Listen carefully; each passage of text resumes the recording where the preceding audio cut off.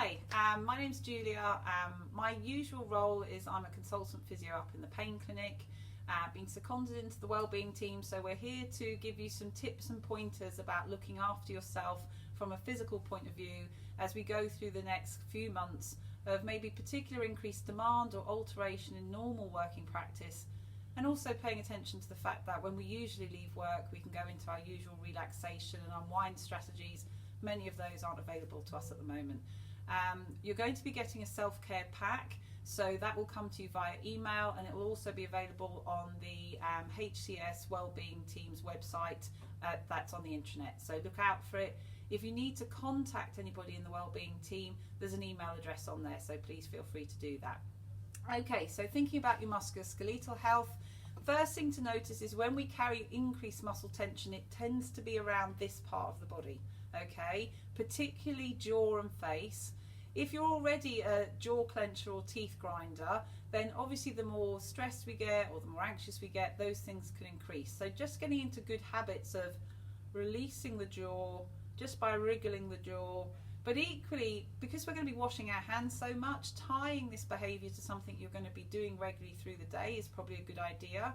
If you get into the habit of just slackening your lower jaw and sticking your tongue lightly over your bottom teeth,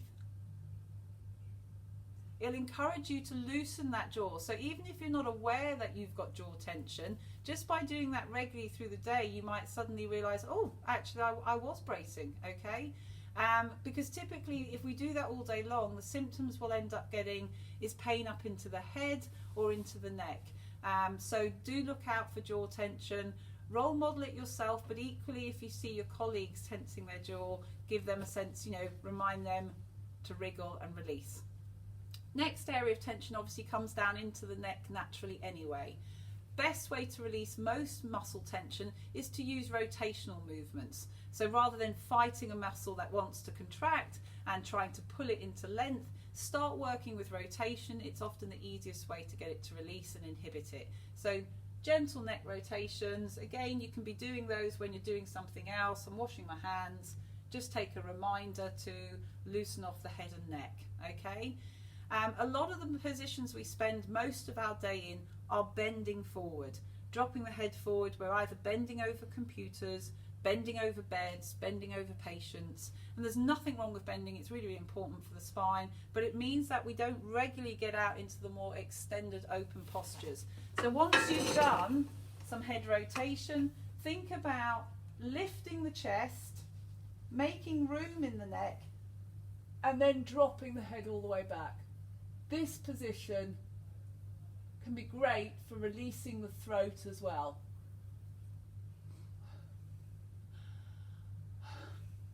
Okay, so getting into good habits for the head and neck. Coming down into the thoracic spine and shoulders, okay, we tend to see a lot of muscle tension in the shoulders building up through the day. People either tensing their elbows against their sides, holding on, or just hitching their shoulders up like earrings. So again, if you see yourself or you notice yourself or your colleagues doing it, just reminding people just to drop the shoulders down. And again, the best way to do this is just to lift the chest. The second I lift my chest, the shoulders should naturally drop down and out of the way, and it slightly opens them out. So a good reminder through the day is just getting into a good habit of lifting the chest. Okay. The other really fantastic movement for here is working in rotation. When this part of the spine gets very stiff or stuck, we can often get pain in between the shoulder blades, or rotating up into, coming up into the neck, or even down into the arms, okay? So in sitting, just sliding forwards and backwards, turning either way. If you do find that right in here gets particularly stuck, a fantastic thing to do is rotate the chest and shoulders all the way one way and then turn the head back the opposite way. And it really gets right into that junction between the neck and the upper back, okay? So turning all the way one way and then coming back the other way. If we do rotation in standing, we can end up just using our hips. So making sure that you are getting that upper back rotating as well. Obviously other really nice movements for the upper back are side bending, dropping the head into that as well. But fundamentally getting the chest lifted, dropping the arms and shoulders back, and coming into these wide open, I can take a deep breath postures. All of those things become more limited when we're stressed and strained. Okay, taking it into the lower back.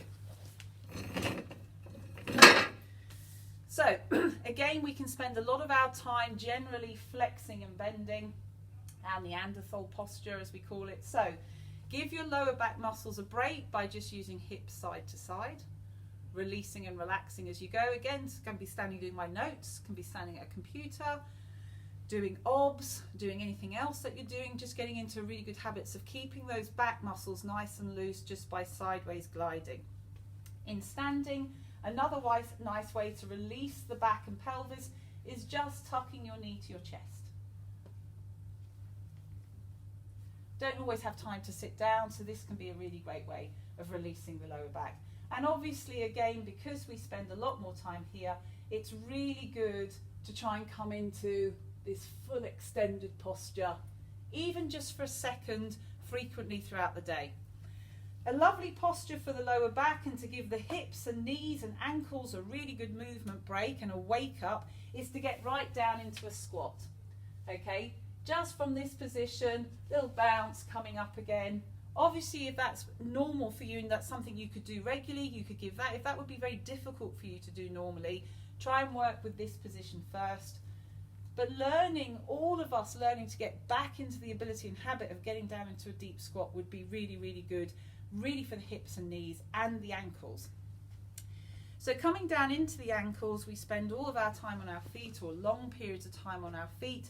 So really just toes down, rolling the back of the ankle, drawing circles with the back of the ankle both ways. That really targets the ankle joints, and then equally the forefoot by opening it up into the air. Opposite side, keeping the toe down, using the heel to draw circles, but equally in the air, just keeping that awake and alive. Okay?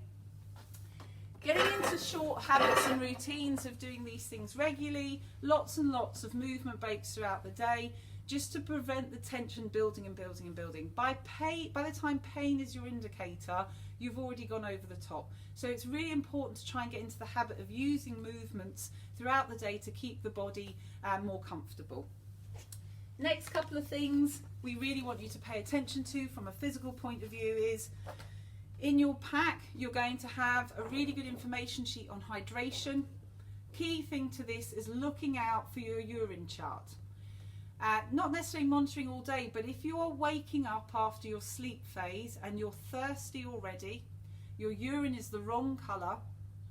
And another good indicator is if your body weight is always reducing by 2 to 3% every morning, but gets back to its normal level by the end of your day, then you are dehydrated. We're coming into warmer summer months, and many of you will be wearing more full-on PPE equipment, all of which can make us more dehydrated. Ensure that you start your shift hydrated. Try and make sure you're drinking on all of your breaks, and remind your colleagues to do the same. Some people are really good drinkers, but you may see some of your colleagues forgetting to drink, really, really busy, flat out. They've gone all day and actually haven't been to the toilet once and haven't had a drink. So again, urine chart is the best indicator for that. This will be in your pack. Dehydration is another really important factor in heat stroke. Again, with all of the full PPE kit on, we're particularly concerned about heat stroke. There's a fact sheet looking out for signs of heat stroke and looking after yourself from that point of view.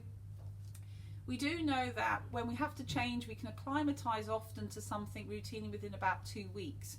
So making sure that in the first 2 weeks of wearing this new equipment, you're really paying attention to your hydration and your heat levels. Look out for yourself, look out for your colleagues, okay? Signs of heat stroke would be central nervous system effects, things like tingling fingers and hands, confusion, inability to concentrate, irritability. So again, look out for you, look out for everyone around you. Heat stroke is an emergency, and we really want to prevent anyone getting anywhere near that. When you're out of your kit, if you are having to don all of this kit, then making sure you spend a little bit of time, open up the armpits, open up the groin, All of those things will get heat coming off and radiating off your body much quicker, making sure you're having lots of cold drinks in between if you are noticing your temperature and heat increasing. Okay, as I say, fact sheet in your pack, please have a read, both for your own safety and for your team. Next thing is to consider sleep. Sleep is a fundamental for our health and obviously all of our patients as well. Again, we're changing clocks, we're coming into lighter summer months, so if people are really light sensitive, it can start to disrupt their normal sleep. Your body needs two particular things for good sleep. You need to amass enough daylight in through the face and eyes every day. You need to get enough daylight hours, and you equally need to amass enough non-sleep time. Those are the two things that trigger the natural body clock rhythm to get us into sleep. So try and avoid napping if that's at all possible, and at the beginning and ends of shifts and any time during the day, even if you can go to the window and get a little bit of extra daylight. In Scandinavian countries, when they're losing daylight, particularly in the winter months, they actually do that every hour for a minimum of 2 minutes an hour, just making sure that whatever daylight is available, they get the most out of. And again, we'd encourage you to be doing that at this time. There's some other really great hints and tips about sleep, things that we all know but don't necessarily do. Keeping your bedroom slightly cooler if you can, eye masks, blackout curtains. Again, thinking about the rhythm of your day. We train children to sleep, and yet adults often live chaotic and busy lives, want to get into bed at the end of the day and think that they're still going to fall asleep okay. So again, have a look at the hints and tips and think about your needs, and maybe even just for the next 16 weeks or so, really prioritising your sleep is a good idea. In terms of executive function and equally anxiety and worry, you need the first phase of your sleep to be very well protected. So try not to fall asleep somewhere that isn't bed.